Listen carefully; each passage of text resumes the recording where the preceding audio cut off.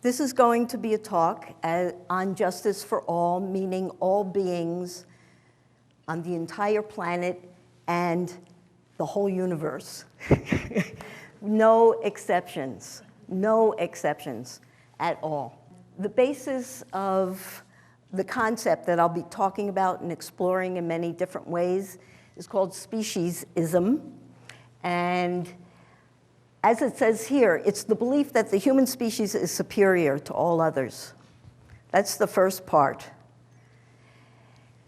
Then it's having this belief become institutionalized in the culture so that people believe this and they act on it. And it's pervasive and it's considered common knowledge as opposed to a prejudice or a belief. These isms are the same as, let's say, racism, where one race self-declares superiority, right? Or ageism, where one age group self-declares superiority. This is the human race in general declaring superiority to other species. So it's very self-referential. I'll just give you a little background. Pat described some of my human roles, which I enjoy very much, and I'm very grateful to have been born in a human form with a human brain that can actually give a talk like this with other humans who have made this possible. But I have to say that my basic self-identity is as a living being on the planet, spinning around the sun and going at an unimaginable speed through an infinite universe. That's the basic identity underlying all the human roles which we have constructed for ourselves. And with that identity, it puts me in community with, in the same family as all other beings on the planet. We are all doing exactly that. We're all alive, we're all here, we're all sharing the planet.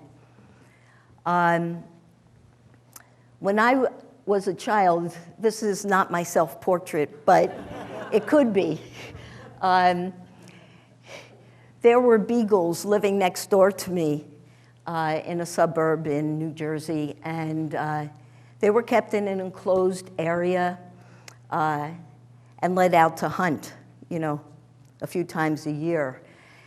And this is my second memory of deep compassion. The first one was actually toward a human being. I do like human beings very much. But this is my second memory of deep compassion for their captivity, for them being kept for a particular use, for them not being able to express who they are, live a natural life, or at least with dogs who we are friends with, giving them every opportunity to do what they like, which is to run and to interact and so forth. As I grew up and joined different political groups, like anti-war groups, for instance, I came across this concept of the oppressors within. And this is a key concept that every single person, myself included, can be oppressed, but we also have the great capacity to be an oppressor. Some people are oppressors toward themselves. That sort of negative self-talk and putting yourself down, that's being an oppressor within yourself. But people can also be oppressors towards any group that has less power than they do. And when you watch the news, you often see people who are oppressed when they're being interviewed on the news saying they're treating us just like animals.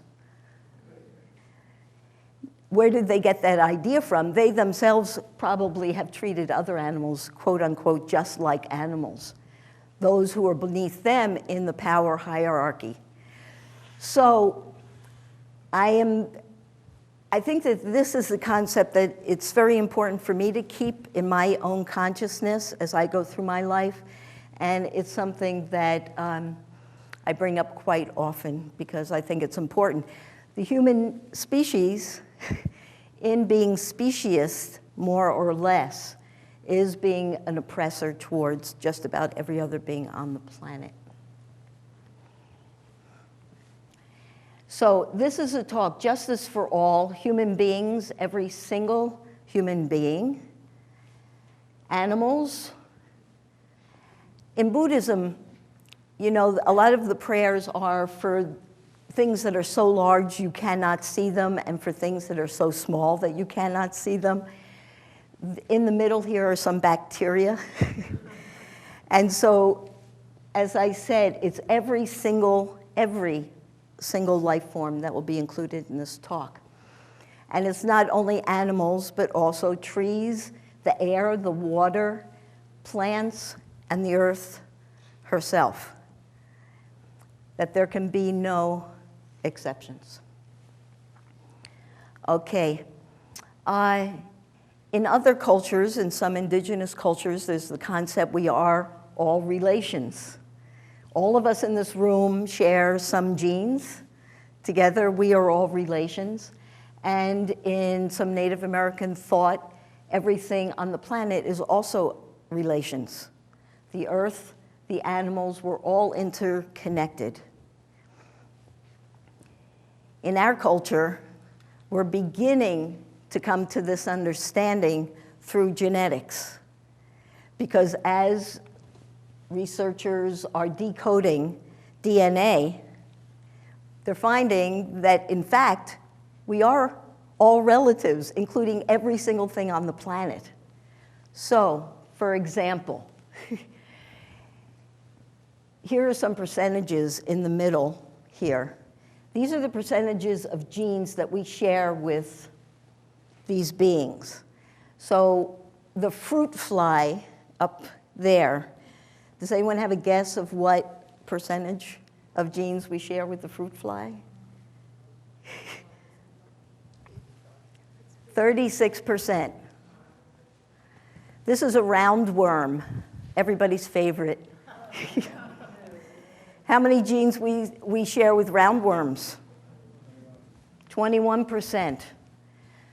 This one is a fairly known one with chimps. At least 98% of our genes are similar to this cute little one over there. These are zebrafish. 85% of our genes are the same as zebrafish. That's pretty amazing. And this isn't just with animals, it's also with plants. Any guesses as to what percentage of our gene pool is similar to a banana? 50. 50. Yeah.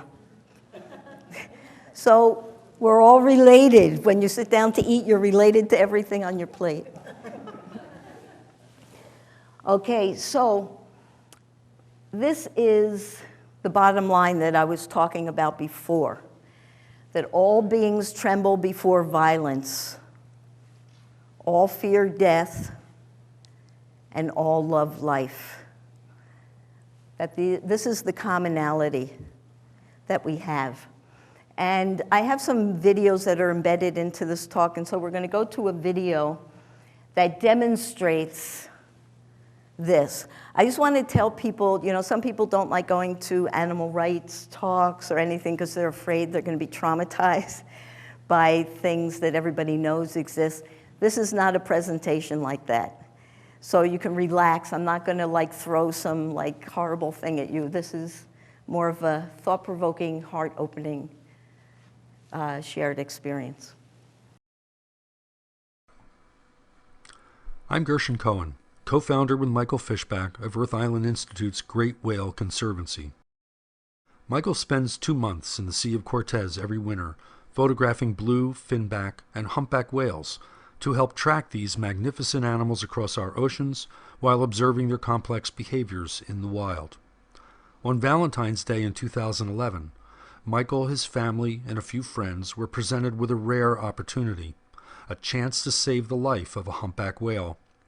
Their efforts were captured on film. Here's their incredible story.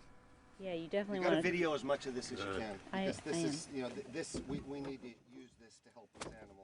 On Valentine's Day, while plying the waters of the Sea of Cortez, I came upon a young humpback whale that appeared to be dead.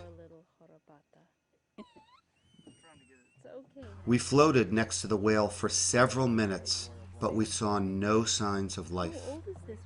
Suddenly, the whale rose slightly in the water and forcefully exhaled. I decided to ease into the water with my snorkeling gear in order to assess the situation. I quickly discovered the whale was severely entangled in a gill net of the type used by local fishermen. As I swam alongside the animal, our eyes met. There were no words we could share, but I wanted to let the whale know that we were there to help. It took some effort to stay focused given the great emotion of the moment. The sight of this large and beautiful creature trapped and so close to death was almost overwhelming. And I must admit I was a bit scared because I knew the whale was frightened and fatigued, but could still kill me with one panicked movement. The situation was indeed bleak. The tail was entangled in so much gear it was weighted down a full 15 feet below the surface. Both pectoral fins were pinned to the side of its body, and the nylon gill net went all the way up the whale's back, forward of the dorsal fin.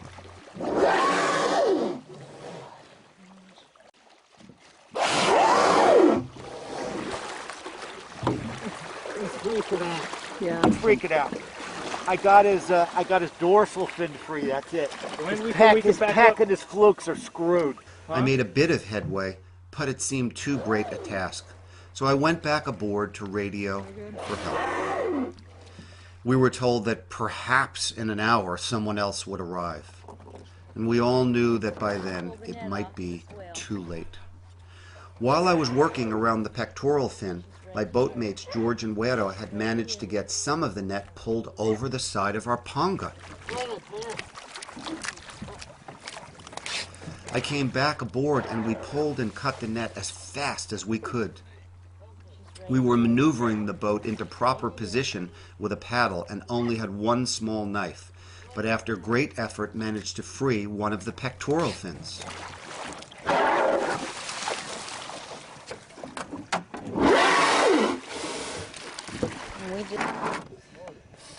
Yeah, he knows what's going on. He knows what we're doing. He's got to be able to breathe too.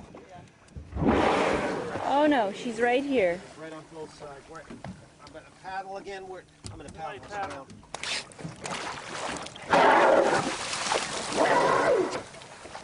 Sensing a spark of freedom, the young whale started to swim, taking us on a Nantucket sleigh ride through the Sea of Cortez for about a half of a mile. Backwards We're ride. being taken for a ride by a whale. Can I hold him right for something? No, you're good, you're good. Just make sure none of us are entangled. The whale eventually tired and came back up right underneath us. He's thinking of other. We continued to grab more and more net and haul and cut, and after nearly a half hour, the other pectoral fin came mostly free. Closer to the whale, otherwise he's still going to have all this crap on him.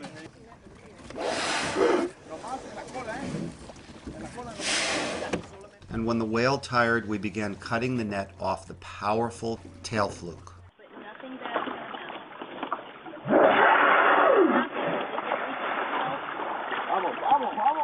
Come on. Oh my God, the fluke is upside down now. Oh really? She's trying to sound. Watch out, watch out, watch out. Hold it. No. Grab that pipe, grab that pipe. I got the pipe. I got the pipe. It's okay, hon. Get it down below, You gotta use the fulcrum. Yeah, I am. I got him. I got it. I got it. I think you might need to cut it and let her go with it. Finally, after about an hour of exhausting work, we decided we had enough net aboard to make the final cut. We were hoping enough net was off the fluke to free her. The coal is free, the tail is free. Okay, cut.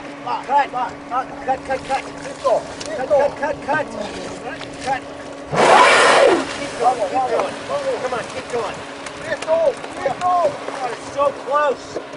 Cut right here. pulling it off. Good boat. Woo! Woo! Did we get her? Yeah. Get it? See? Oh, big. Yeah! Woo! Yeah! Yeah! We did it. Yeah! Let's pull it all in. You saved the humpback whale. Yeah. What a good. She slowly swam away, but about 500 feet from our boat, she breached high into the air. I cleared all the net from underneath the boat, and we headed off, 5 tired but exhilarated people with a boatload of nylon netting. Free! Free to live life. Yeah. Yay! For the next hour, she provided us with an incredible full-surface display. We saw at least 40 breaches, as well as tail lobs, tail slaps, and pectoral fin slaps. Wow. We all believed it was at least a show of pure joy, if not thanks.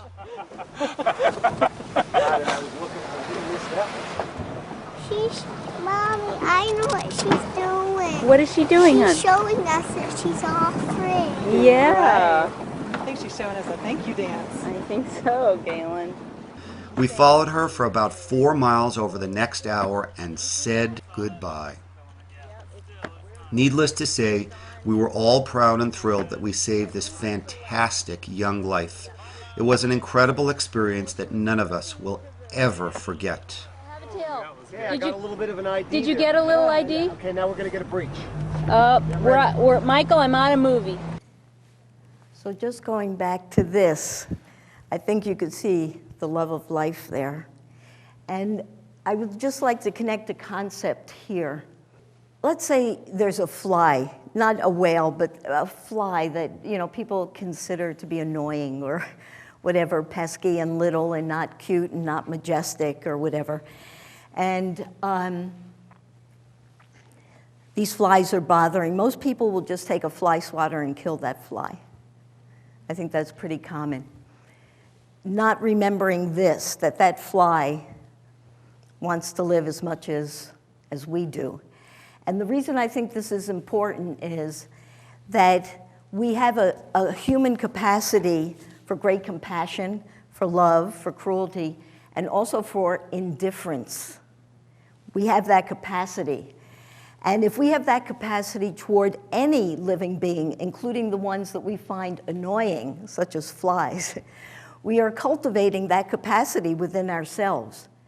And it could be substituted. I mean, you take the fly out and you could put in gay people. You take the gay people out, you could put in Iraqis. You know, it's the human capacity for indifference and then subsequent cruelty that demands that no being is exempt.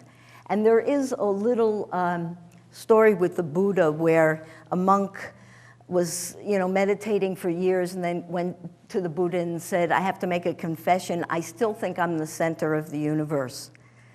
And Buddha said, that's okay. I think I'm the center of the universe. All we have to do is remember everybody thinks that, and then we're okay. So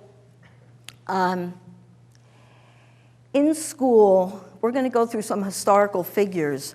There are so many people in Western culture who have advocated for animals, but who that aspect of them are not taught in the school system.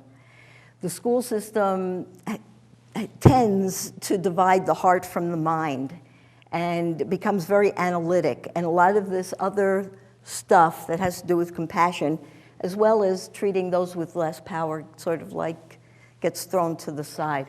So I want to go through some historical figures, and if I'd like, instead of me doing all the talking, if somebody could read some of these words as we go through.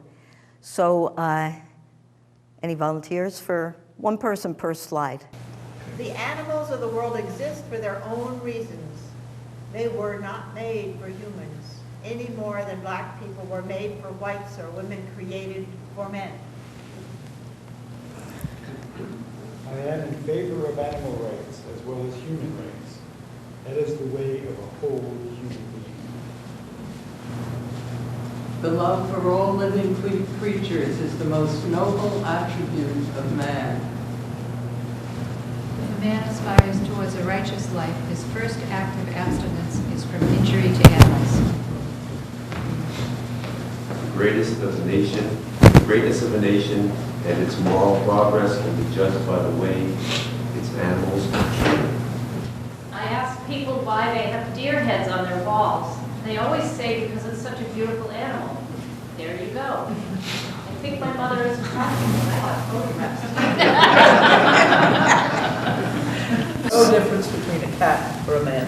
The idea of difference is a human conception for man's own advantage. Okay. So I was struggling a little with this I think it's language in a certain kind of way. There are differences. When I left my cat at home, my cat could not come here and do this.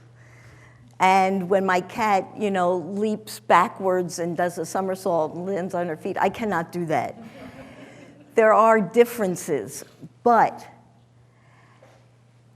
giving value to the differences is a human conception for humans' own advantage.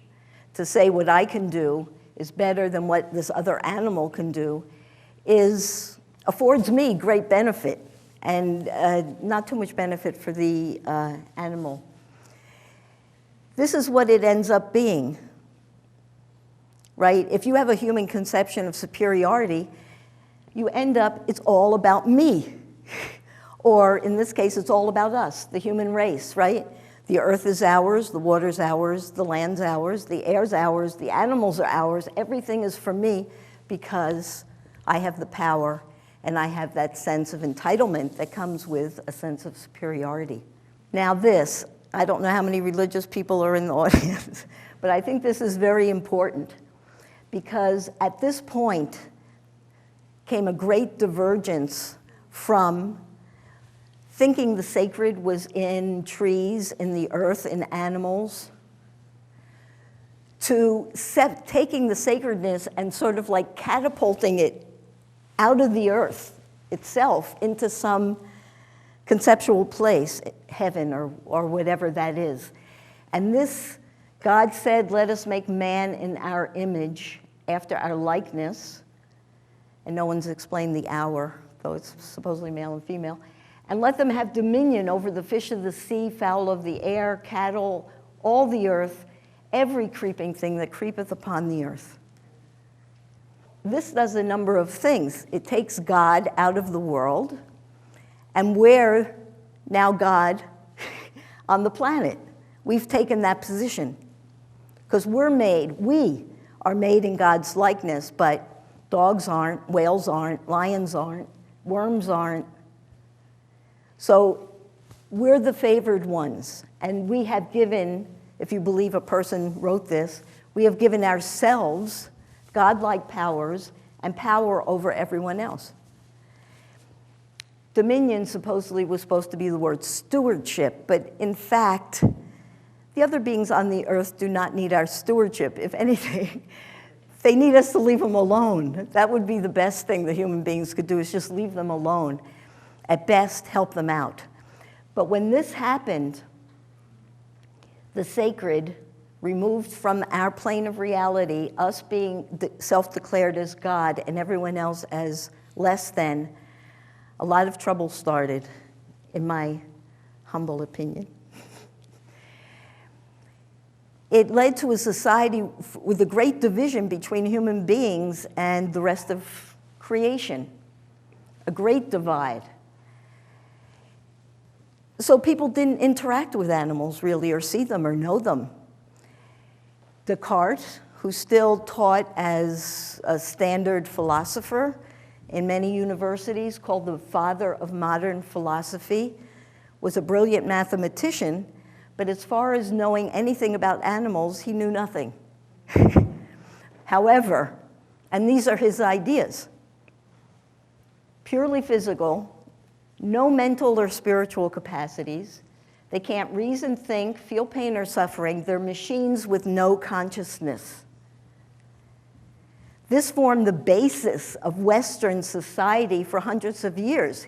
He was born in 1596, he died in 1650, and for the next 350 years, something like that, people thought this. And we're talking about Western culture. I'm not talking about anything other than European, American culture here.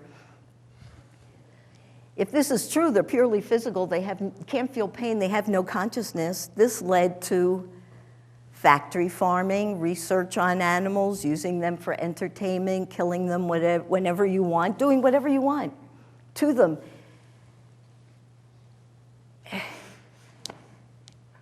It was a very dangerous thought coming out of that separation of humans to animals, and I think humans are sort of coming out of it now.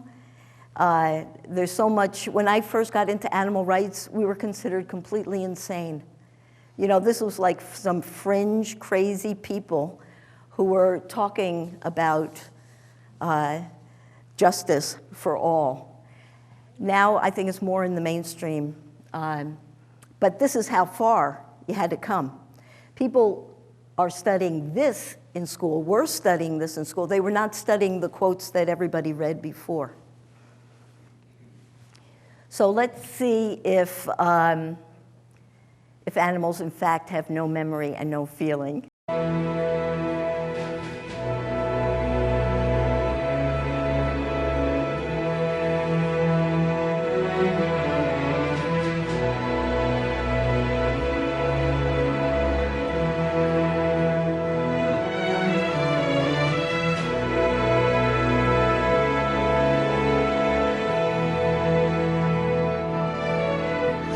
Stay awake just to hear you breathing.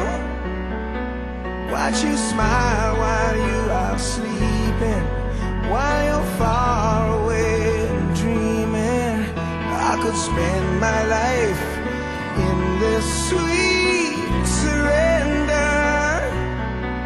I could stay lost in this moment forever. Every moment spent with you is a moment I treasure. Don't wanna close my eyes, I don't wanna fall asleep, 'cause I miss you, baby, and I don't wanna miss a thing. 'Cause even when I dream of you, the sweetest dream would never do. I'd still miss you, baby. I don't wanna miss a thing. I don't wanna miss one smile. I don't wanna miss one kiss. I just wanna be with you, right here with you, just like this. I just wanna hold you close. I feel your heart so close to mine, and just stay here.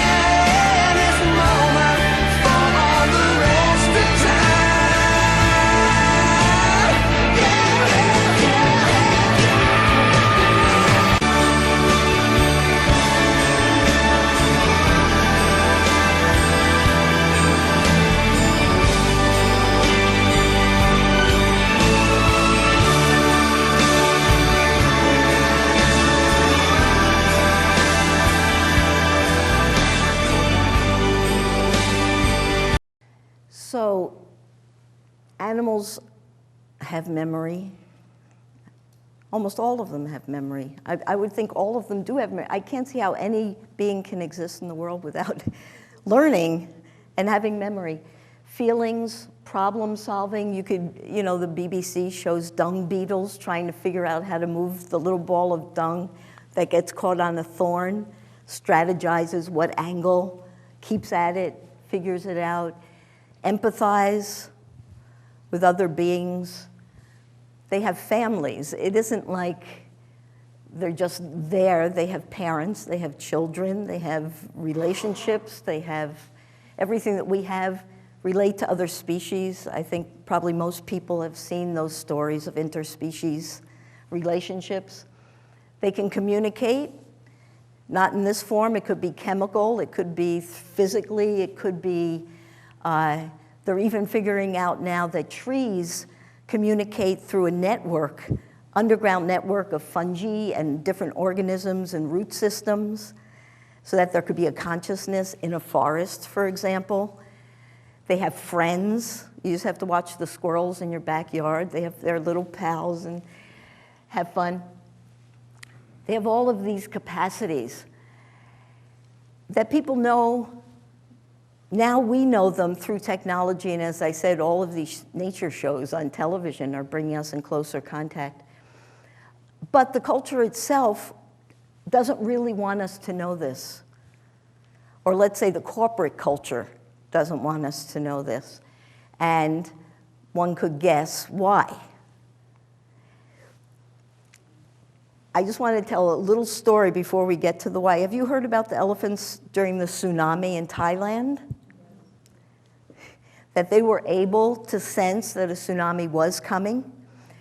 They were chained because they're used for money to give rides to people on the beaches. They sensed it was coming, they got nervous, they pulled themselves out of the chains. They were heading towards the hills. They stopped, they let people get on their backs. They ran up into the hills and stopped. And when the tsunami came in, it stopped about 100 yards away from where they had stopped. They not only knew it was coming, but they knew exactly how far to go.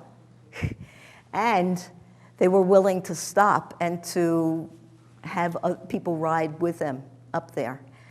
So these stories come out, but still, the love of money is the root of all evil.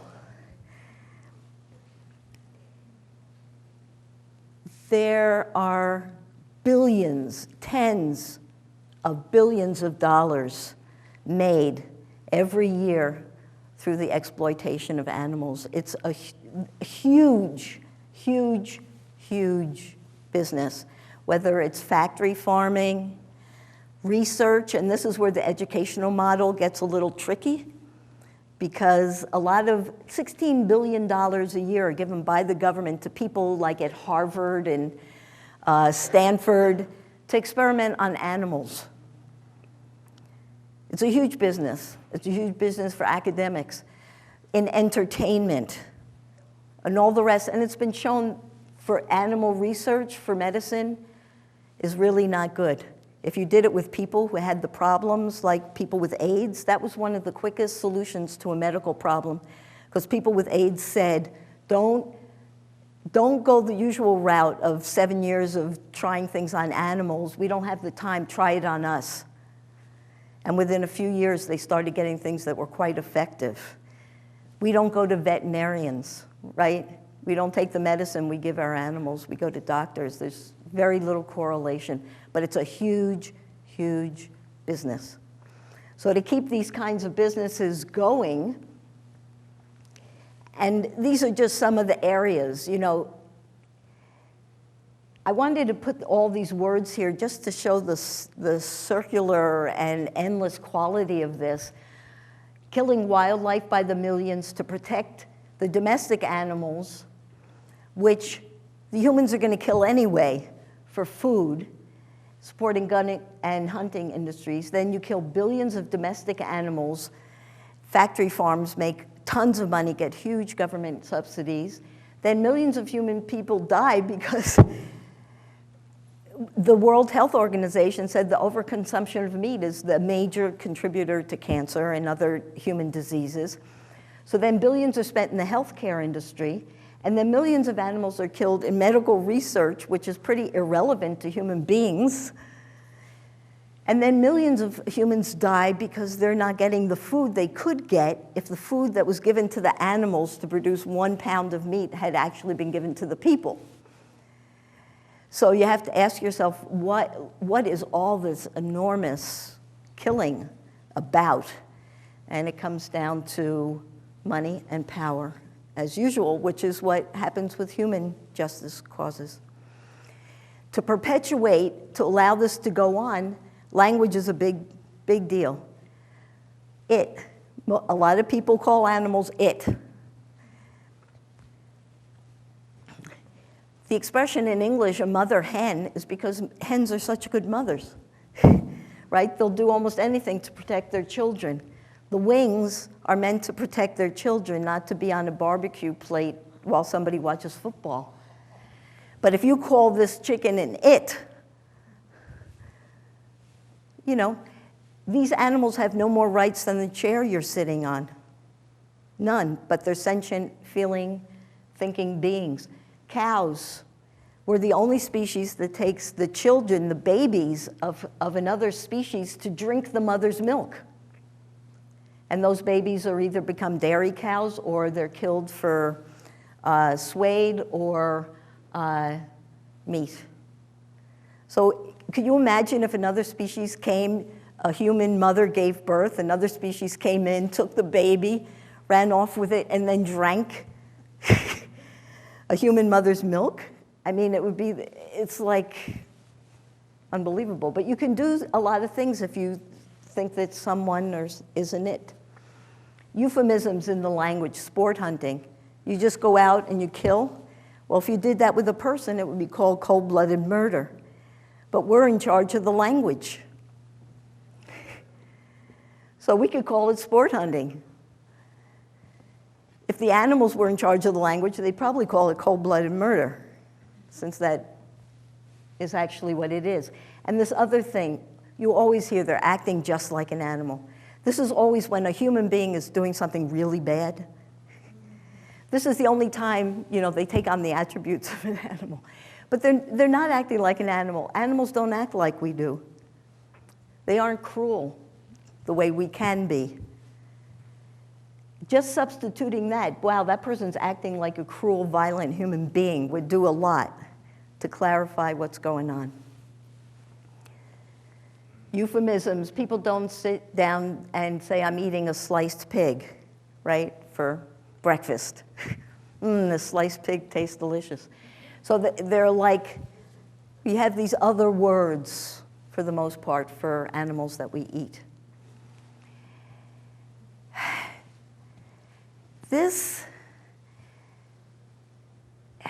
When you see animals in that way, as being its and nobody, you can do so many things that not only have a negative impact on them, but also on all human beings and on the earth. It drives me crazy when I see these car commercials. They're driving through the desert as if nobody's there, except the macho guy at the wheel and this car. They're driving through animals' homes. They're running over animals. They're destroying the land. But it's as if nobody's there. It's just me and my car. Here, this is a picture of land after an underground nuclear explosion. Oh, we can do these explosions because nobody's there. There are billions of beings there that live in the earth, that live on the earth. There's no place on earth where nobody is there. Deforestation. Oh, we could cut down the forest. Nobody lives there, meaning us. This is how the United States was colonized, right? The Europeans came and they had this, they grew up with Descartes as being the way of looking at things. They came over, nobody's here because they're not me. They don't look like me, they don't act like me. So they could decimate the Native Americans, they could decimate the land, they could decimate all the animals. That idea of nobody or less than, very dangerous, and it has its repercussions for every living being on the planet. So we're going to go to another little video because I don't want to just go with the lions and whales, who are magnificent and wonderful, but bats that people sometimes chase around with brooms.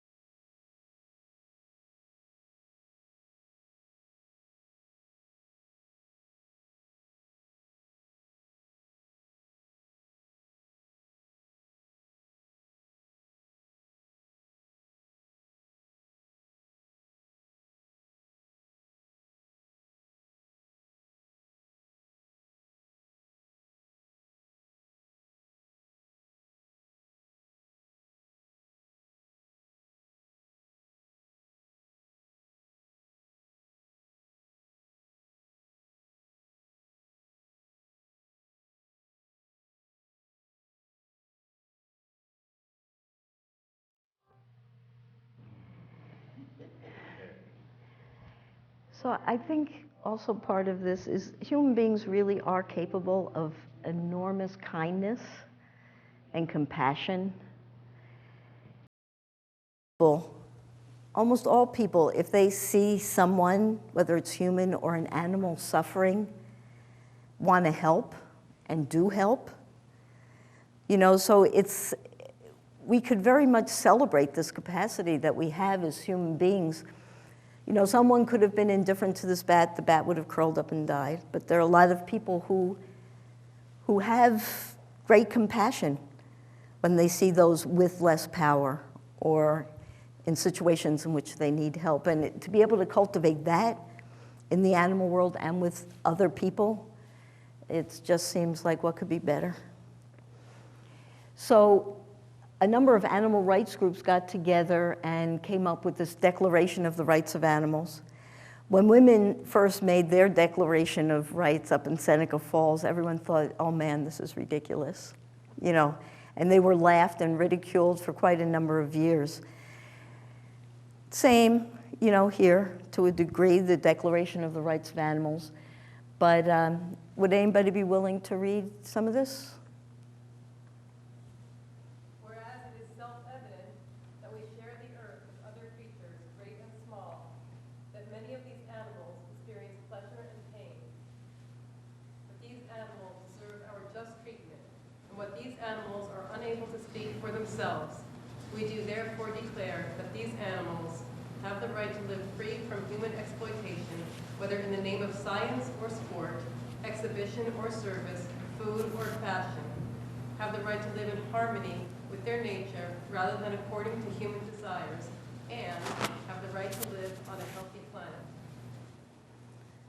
Right, and if we give them the right to live on a healthy planet, we have a healthy planet for all of us. So this is a very famous quote. What is man without the beasts? If all the beasts were gone, man or people would die from a great loneliness of the spirit. For whatever happens to the beast soon happens to man. All things are connected. And I think we could see that with climate change, you know, with this total destruction of the earth because nobody's there has led to climate change. And I think part of the angst of our culture is also this enormous separation from the natural world and from other beings who in fact are our relatives. So there are many things to do here, just using non-specious language. If someone says it, saying no, that's not an it, it's she or he is a great thing. Eating fewer, if any, animals. You know, a lot of people need to eat some sort of animal protein, but once again, it's the meat and dairy industry that has so over-advertised it. They treat the animals terrible, and they don't care if we die because we're eating them. And many people, most people, don't need to eat animals at all. Cutting down on eating animals would, once again, as I mentioned before, help with world hunger.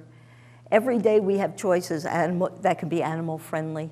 Gandhi said, violence begins with your fork. We make that choice quite a number of times a day. That's a huge thing that people can do. Adopting from shelters, because breeding is another huge money-making industry. So there are so many things that people can do every day to help. And so I just want to play a little CD to end this.